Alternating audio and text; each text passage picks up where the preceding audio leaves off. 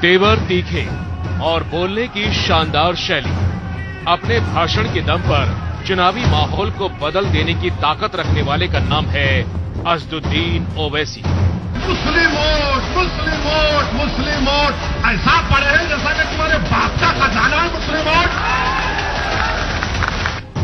उत्तर प्रदेश के चुनाव में एमआईएम प्रमुख ओवैसी पूरी ताकत के साथ उतरे हैं। मुस्लिम इलाकों में कमोबेश रोज रैलियां कर रहे हैं। बचपन में बच्चों को सुनाया जाता था, सो जाओ बेटा वरना शेर आएगा, शेर आएगा।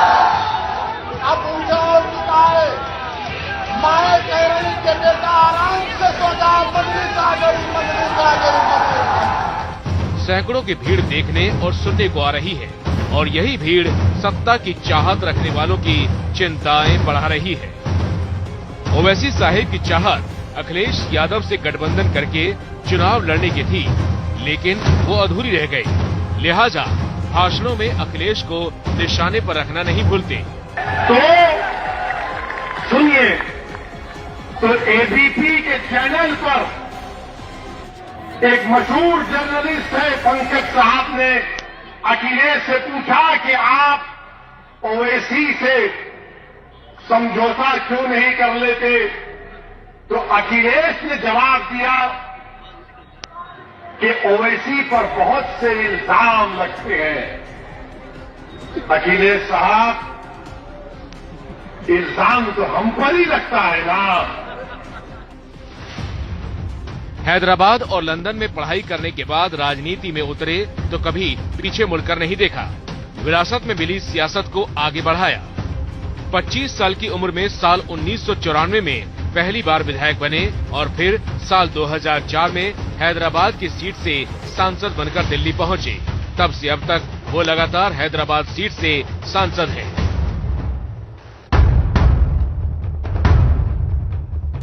पतंग का निशान, सुरक्षा और सम्मान, इसी नारे के साथ ओवैसी तेलंगाना से निकलकर महाराष्ट्र होते हुए बिहार में जड़ें जमा चुके हैं और अब यूपी में जमने की तैयारी है। ओवैसी साहब, मैं आपसे दरखास्त करूंगा कि आपकी पार्टी को लोग यूपी में क्यों वोट दें, एआईएमएम को, और आपका घोषणा पत्र क्या है, वो संक्षिप्त में आप यहां पर कहेंगे, फिर हम सवाल जवाब का सिलसिला शुरू करेंगे। आइए।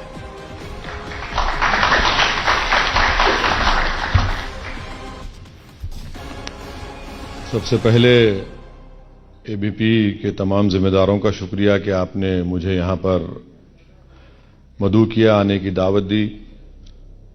हमारी पार्टी ने कभी भी अपने सियासी सफर में कोई इलेक्शन मैनिफेस्टो या घोषणा पत्र कभी जारी नहीं किया, क्योंकि हमारा मानना यह है कि जो कोई भी पॉलिटिकल पार्टी अपना इलेक्शन मैनिफेस्टो या घोषणा पत्र जारी करती है, वो सिर्फ आवाम को धोखा देने के लिए जारी करती है और इलेक्शन जीतने के बाद या चुनाव होने के बाद उसको भूल जाते हैं।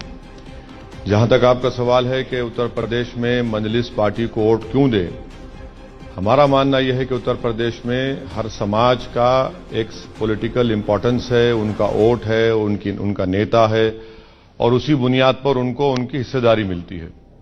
तो हमारी भी कोशिश यह है कि खास तौर से उत्तर प्रदेश में जो 19% मुसलमान हैं, जिनकी कोई पॉलिटिकल लीडरशिप इन तमाम पॉलिटिकल पार्टीज ने ना बनने दिया, ना उनको सियासत में हिस्सा मिला, ना उनको एजुकेशन में, हेल्थ में, एम्प्लॉयमेंट में, और फिर आप देख रहे हैं कि 2014 से जो कंटिन्यूस मुल्क में, चाहे वो कम्युनल राइट्स के नाम पर हो या नए नए कानून जो बनाए जा रहे हैं या गौ रक्षक के नाम पर, ये तमाम वाकयात ऐसे हैं कि जिसमें डायरेक्ट टारगेट खास तौर से माइनॉरिटीज को, जिसमें मुस्लिम और क्रिश्चियन है। तो ये हमारा बोलना यह है कि जब तक जमहूरियत में किसी कम्युनिटी के पास उनकी पॉलिटिकल लीडरशिप डेवलप नहीं होगी, कि मुसलमानों को जमहूरियत मजबूत करना है और मजबूत उस वक्त होगी जब हमारे मुल्क की डाइवर्सिटी और प्लुरलिज्म पॉलिटिक्स में भी रिफ्लेक्ट हो सके। आप तालियों से स्वागत करें ओवैसी साहब का। नहीं, देखिए अगर आजम खां के ऊपर सिर्फ इस बात पर कि वो अपॉइंटमेंट कैसे इतने लोगों का कर दिए और किसका अपॉइंटमेंट करे, वो थोड़े मुसलमानों का बड़े का अपॉइंटमेंट किए अपने डिपार्टमेंट में, इंक्वायरी शुरू हो गई। भैंस चोरी का इल्जाम, बकरी चोरी का इल्जाम, ये सब उन पे इल्जाम लग गए। फिर अखिलेश बोलते हैं कि हम पर इल्जाम लगा। तो ये भारत की सियासत में इल्जाम तो सिर्फ दलित पर, मुसलमान पर, आदिवासी पर ही लगता है ना। जेलों में जाकर सड़ना 4-4, 5-5 साल, फिर बाद में कोर्ट में बरी कर देना, उसके बाद दुनिया भूल जाती है। एनकाउंटर भी होते हैं तो ज्यादा उत्तर प्रदेश में क्रिमिनल्स के नाम पर 37% मुसलमानों के होते हैं। घर अगर तोड़े जाते हैं तो मुसलमानों के ही घर ज्यादा तोड़े जाते हैं। अब जो जीप से अपनी 4 लोगों को मार देता है, उनके घर को तो कोई डिमोलिश करना छोड़िए, कोई उन पे हाथ नहीं उठा सकता है। आप बुलडोजर की बात कर रहे हैं? हाँ, बुलडोजर की बात कर रहा हूं। बुलडोजर इस्तेमाल होता है ना भाई। आप अजय मिश्रा जो मंत्री हैं, होम मिनिस्टर है देश के, गाड़ी उनके नाम की, बेटा उनके खून से पैदा हुआ और वो गाड़ी से 4 लोगों को हत्या कर देता है, तो ना घर को कुछ होता है ना उनको कुछ होता है। अभी आप कह रहे थे ना कि अखिलेश यादव कह रहे थे कि इल्जाम, अब बात उससे आगे उन्होंने बढ़ा दी है, नई बात। अब उन्होंने एबीपी न्यूज से बातचीत करने के दौरान कहा कि बात उतनी ही नहीं है, बात यह है कि वो जिस तरीके से उनकी एक्टिविटी है उससे ना मुझे लगता है कि वो फायदा बीजेपी को पहुंचाते हैं। अब ये है ना कि अखिलेश यादव बाज़ वक्त मुझे समझ में नहीं आता कि वो भी अपनी पार्टी की विरासत को रखेंगे या खो देंगे। ऐसा क्यों लग रहा है? ऐसे ही लगता है मेरे को, क्योंकि ये एंटाइटलमेंट की पॉलिटिक्स करते हैं कि ये ऐसा करते हैं। क्या कहा आपने, क्या करते हैं? ओवैसी क्या करता है, क्या कहा उन्होंने? ओवैसी जो उनकी जो एक्टिविटीज है, हाँ। उससे लगता है कि बीजेपी के करीब दिखते हैं। अच्छा, आपके पिताजी पार्लियामेंट में खड़े होकर कहते हैं मैं मोदी को आशीर्वाद देता हूं दोबारा प्रधानमंत्री बन जाए, वो एक्टिविटी अच्छी थी क्या? बेटे को गड़े में डाल दिए, बहन जी को गड़े में डाल दिए और आपने आशीर्वाद दे दिया मोदी को, वो एक्टिविटी अच्छी थी क्या?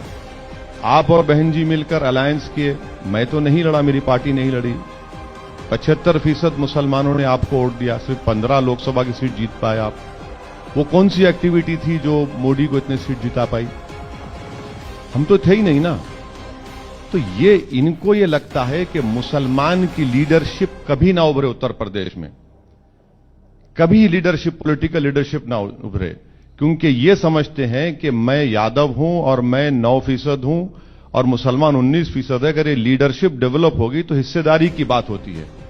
हम तुम्हारे अच्छे बुरे का फैसला करेंगे और हम आपको अपना कैदी और गुलाम बनाकर रखेंगे, और जब मंच पर भी आने नहीं देंगे, मंच पर आ गए तो बैठने नहीं देंगे। तो कई वीडियोस देख रहे हैं। तो ये एक्टिविटी क्या है बताइए आप? पर एक चीज मैं जानना चाहता हूं, आपने कहा आजम खान समाजवादी पार्टी के नेता, एसटी हसन, शफीकुर रहमान बर्क, अनगिनत नाम है ऐसे उस पार्टी में। आप कह रहे हैं कि वहां पर लीडरशिप डेवलप नहीं होने दी, ये कैसे बात कह रहे हैं आप? एसटी हसन और शफीकुर रहमान बर्क साहब ने 18 साल की शादी की एज को 21 साल करने पर कुछ कहा, 2 घंटे में उनको झूठा साबित कर दिया अखिलेश ने। पार्लियामेंट में देखा आपने क्या बोलते हैं बेचारे, वो क्या बोलते हैं, लोग बोलने की इजाजत ही नहीं है। बर्क साहब एक सीनियर पॉलिटिशियन है, एसटी हसन साहब मुरादाबाद के मशहूर डॉक्टर हैं, क्या कुछ बोलने दे ही नहीं थे ना इन लोगों को? क्या पोजीशन है इनका? ये मेरा मानना यह है कि 2 बड़े लीडर जरूर हैं, मगर वो मुसलमानों के नेता नहीं है। वो अखिलेश के पार्टी के कोई एमपी हो सकते हैं, मुसलमानों के नेता उनको बनने नहीं दिया जाता है। उनको बताया जाता है कि भाई ये लाइन है, इसके आप आगे नहीं जा सकते। क्यों नहीं जाएंगे भाई? जाना चाहिए। आपको वोट चाहिए मुसलमानों का, मगर आप लीडरशिप नहीं डेवलप होने देंगे, ना आप हिस्सेदारी की बात करेंगे।